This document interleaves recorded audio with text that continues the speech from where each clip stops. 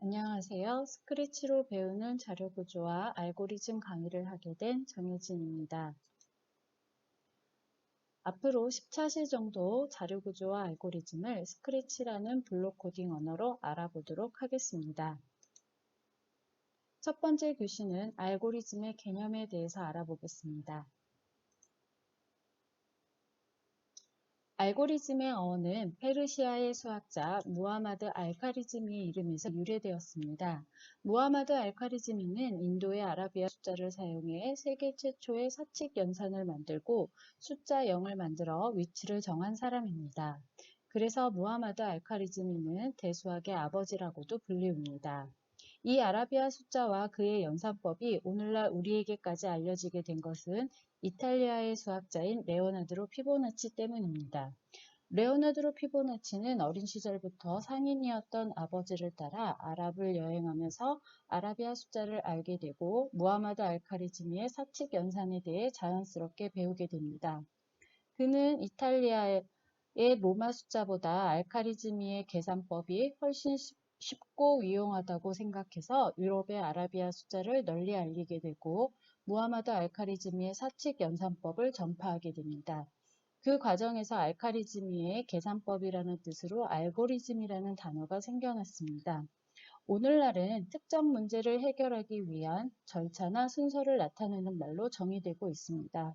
또한 수학에서의 문제풀이 과정을 알기 쉽게 순서대로 정리해 놓은 것을 의미하기도 하고 컴퓨터 공학에서는 컴퓨터에게 논리적 문제 해결 절차를 설계해서 코딩으로 이어지게 하는 분야가 되었습니다.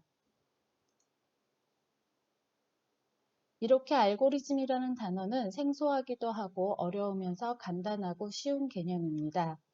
우리는 무의식적으로 행동하고 있다고 생각하지만 이미 누군가가 만들어 놓은 알고리즘의 절차대로 행동을 하고 있습니다. 어린 시절부터 반복적으로 배워온 행동이기 때문에 당연하다고 여기고 우리가 배워온 많은 문제들을 해결하는 과정에서 새로운 문제 해결 과정을 설계하기도 합니다. 우리 생활 속에서 쉽게 발견할 수 있는 알고리즘은 너무나도 많습니다.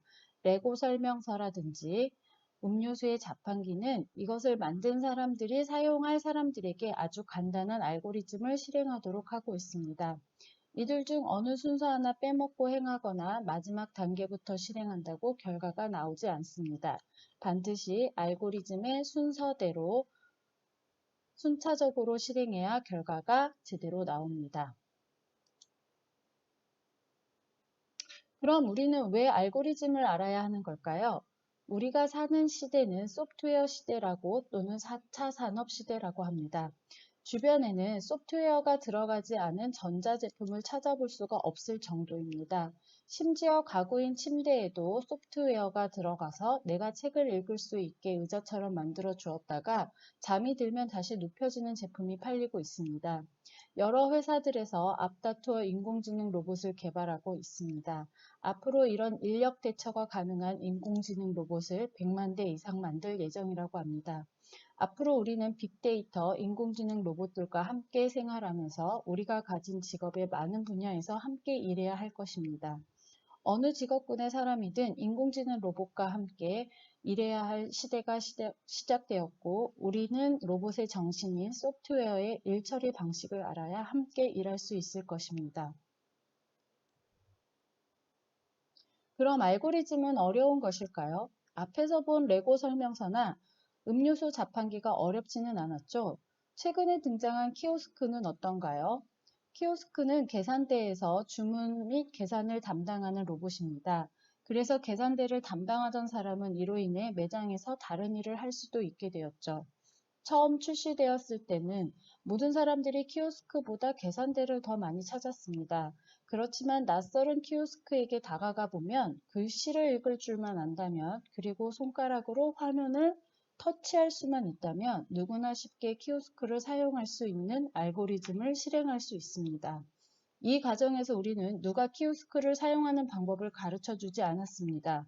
스스로 키오스크를 통한 주문을 하고 계산을 해야 하는 문제를 해결하기 위해서 머릿속에 자연스럽게 알고리즘을 설계하고 행동에 옮겨졌을 것입니다. 하지만 키오스크 내부에서 계산을 하고 주문을 하는 프로그램의 알고리즘은 복잡하겠죠. 앞으로 여러분은 저와 같이 이런 알고리즘의 설계 과정을 배우게 될 것입니다.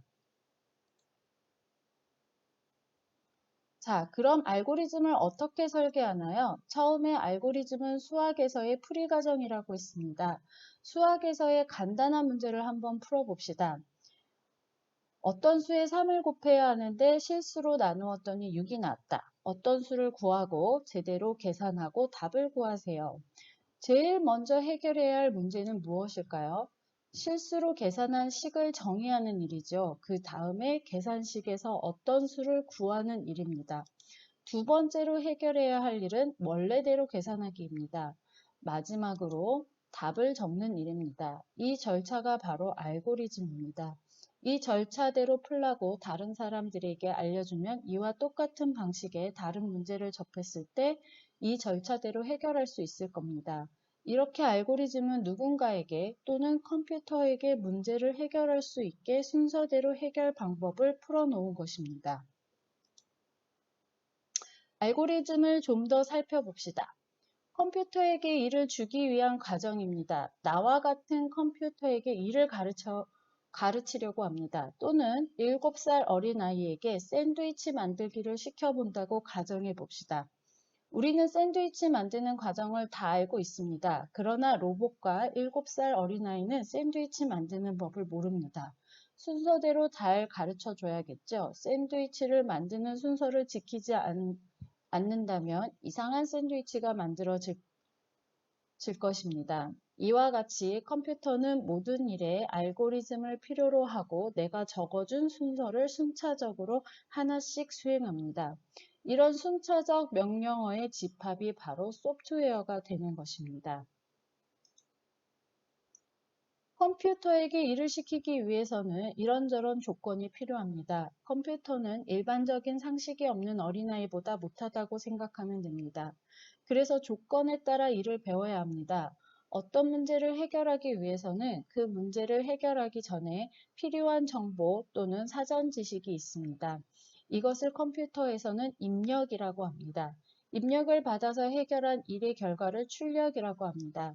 각 단계의 명령어들은 명확해야 합니다. 가끔 요리를 잘하시는 어머님들이 설탕 조금, 참기름 요만치 이렇게 말씀하시면서 요리를 가르쳐 주시죠. 이렇게 하면 컴퓨터는 못 알아듣습니다. 또한 수행 가능성, 할 수 있는 일을 시켜야 합니다. 갑자기 돈을 만들어 하면 할 수 없는 일이겠죠. 유한성. 유한성은 각 단계는 반드시 끝나야 합니다. 로봇에게 세 번째 단계에서 달걀 깨라고 시켰다고 예를 들어 봅시다. 그럼 이 로봇은 4단계로 못 넘어갑니다. 왜 그럴까요? 달걀 깨는 일이 끝나지 않았기 때문입니다. 달걀 깨는 일을 끝낼 수 있게 하려면 어떻게 해야 할까요? 네, 달걀 1개 깨라고 시켜야 합니다. 이 1개라는 말을 하지 않으면 로봇은 달걀이 있든 없든 계속 달걀 깨는 행위를 하고 있을 것입니다. 그럼 달걀을 1개 깨고 다음 단계로 넘어갈 수 있습니다. 그리고 전체 단계에서 시작과 끝이 반드시 있어야 합니다. 일을 새로 시작한다고 알려줘야 하고 시작했던 일이 끝나고 다른 일이 시작된다고 꼭 알려주어야 합니다. 알고리즘을 표현하는 방법은 여러 가지인데요. 우리가 하는 말인 자연어로 앞에 설명했던 샌드위치 만드는 방법처럼 해야 할 일들을 순서대로 나열하여 표현할 수도 있습니다. 자연어보다 간결하게 해야 할 일들을 순서대로 정의해 놓은 것이 의사코드입니다. 이 의사코드는 우리가 많이 들어본 C 언어라든지 파이썬 언어의 기초입니다. 순서도는 미리 약속된 개념을 가진 도형으로 알고리즘을 그림으로 표현해 놓은 것입니다. 마지막으로 우리가 배워야 할 프로그램 언어로 알고리즘을 표현할 수 있습니다. 이 프로그램 언어로 알고리즘을 표현하는 일을 코딩이라고 하는데요. 프로그램 언어는 주로 컴퓨터에게 명령을 실행하기 위한 도구로 사용합니다. 알고리즘은 건축물의 설계도 같이 어떤 건물을 짓기 전에 몇 층으로 지을지 또는 어떤 용도인지, 방은 몇 개인지 등을 미리 설계해 놓고 건물을 짓는 것과 같습니다. 이렇듯 알고리즘의 표현은 해결해야 할 일을 분석해서 무엇을 먼저 해서 어떻게 진행해서 어떻게 끝낼지 계획을 세우는 것이므로 앞서 설명한 자연어나 의사코드 또는 순서도로 간결하게 표현해 놓는 것이 좋습니다.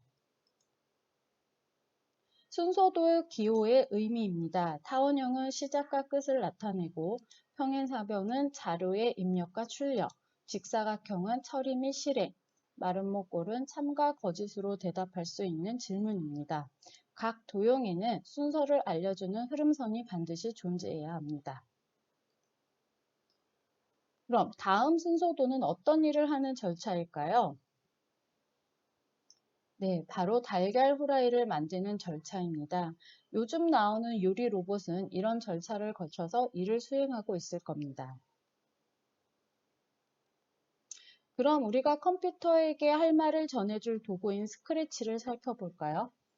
스크래치는 미국 MIT 멀티미디어 랩에서 누구나 컴퓨터와 소통할 수 있게 하는 프로그램 언어로 개발된 교육용 프로그램 언어입니다. 명령어들이 색깔별로 블록 형태로 되어 있어서 어떤 일을 시키는 명령인지 쉽게 알아볼 수 있습니다. 이곳에 있는 곳이 실행 결과 창이라고 하는데요. 또는 스테이지, 무대라고도 합니다. 연극에서 쓰는 용어와 비슷하게 쓰고 있습니다. 이 블록들을 여기 스크립트 창이라는 곳에 가져다 놓으면은 이 명령을 실행할 연극 배우가 존재합니다. 그 연극 배우의 대기실 같은 곳이 스프라이트 정보창입니다. 스프라이트 창에 보면은 이 스프라이트들의 크기라든지 진행 방향, 좌표 또는 보이고 숨기고 이런 것들을 수정할 수 있는 곳이 있습니다. 이곳이 정보창입니다. 이곳에 스프라이트의 이름도 바꿔줄 수 있습니다. 새로운 스프라이트와 배경을 추가할 수 있는 곳도 있습니다. 또한 확장 기능 블록이라고 해서 다른 로봇 코딩이 가능한 다른 하드웨어와 연결해서 그 로봇에게 명령을 줄 수 있는 명령 블록도 존재하고 또 스프라이트에게 그림이라든지 또는 소리를 입힐 수 있는, 연기할 수 있는 블록들도 쓸 수 있습니다. 이것이 스프라이트 창의 정보 블록과 스프라이트가 대기하고 있는 곳입니다. 여기 X 표시를 누르면 이 스프라이트를 지우거나 삭제할 수도 있고 아까 보았던 아이콘을 클릭해서 새로 불러올 수도 있습니다. 자, 방향은 스프라이트가 움직일 때 바라보고 있는 진행 방향입니다. 확장 기능 블록을 추가할 수 있다고 아까 하였는데요. 여기에 보면 음악, 소리를 입힐 수도 있고 스프라이트에게 그림을 그리라고 할 수도 있습니다. 또한 현재 내 모습을 찍어서 내가 스프라이트가 돼서 무언가 이벤트를 발생할 수도 있습니다. 여러 가지 기능이 있고요. 자, 이곳에서는 내가 불러온 스프라이트를 수정하거나 다시 그릴 수 있습니다. 또는 마음에 들지 않으면 그림을 잘 그리신다면 내가 직접 스프라이트를 그려서 사용할 수도 있습니다. 소리를 입힐 수 있다고 했는데요. 소리 탭입니다. 모양 탭과 소리 탭, 이곳에서 스프라이트에게 모양이라든지 소리를 줄 수 있습니다. 그러면 한번 블록들을 가져와서 고양이를 움직여 볼까요? 순서도에서의 마찬가지로 시작과 끝을 반드시 알려줘야 한다고 했는데요. 스크래치에서는 이벤트 블록에 모든 명령들의 시작을 나타낼 수 있는 블록들이 모여 있습니다. 이것을 모자 블록이라고 하는데요. 모자처럼 생겼다고 해서 그래서 위에를 보면은 동그랗게 되어 있어요. 이 위에는 명령 블록을 쌓을 수가 없게 되어 있는 거죠. 그래서 항상 이런 모자 블록이 나오면 이 아이는 제일 처음 시작하는 곳에 넣어야 하는구나 라고 생각하시면 됩니다. 대부분 여기에 있는 초록색 깃발이 있는데요. 이 깃발을 클릭하면 실행을 하고 빨간 버튼을 누르면 멈추게 됩니다. 그래서 고양이를 움직일 때 회전 방식을 왼쪽, 오른쪽으로 정하기. 이걸 정하지 않고 360도로 돌 수 있게 해놓으면은 벽에 닿았을 때 튕기면은 360도 각도로 돌기 때문에 물구나무 서서 가게 됩니다. 그래서 이런 식으로 무한반복문을 주고 움직이라는 동작 블럭에서 명령들을 가지고 와서 동작을 주게 되면은 이 아이가 10만큼씩 움직이면서 벽에 무대의 끝까지 가게 되면 다시 뒤돌아서 180도만 회전해서 이렇게 돌아다니게 됩니다. 여기에 동시에 명령을 하나 더 줄 수 있는데요. 컴퓨터 용어로 병렬 처리라고 하죠. 깃발을 클릭했을 때 고양이야, 너는 움직이는 일 말고도 모양 바꾸는 일을 하나 더 해 라고 명령을 주게 되면은 이 고양이가 움직이면서 동시에 모양을 바꾸게 됩니다. 그래서 아까 전에 있었던 고양이는 가만히 서 있는 고양이와 뛰는 고양이가 있었습니다. 이게 계속 0.1초 간격으로 바뀌면은 뛰는 것처럼 보이겠죠. 그래서 뛰면서 가는 애니메이션 효과를 줄 수 있습니다. 자, 이번 시간은 여기서 마무리를 하고 다음 시간에는 설계한 알고리즘을 스크래치를 통해서 직접 코딩을 해보도록 하겠습니다.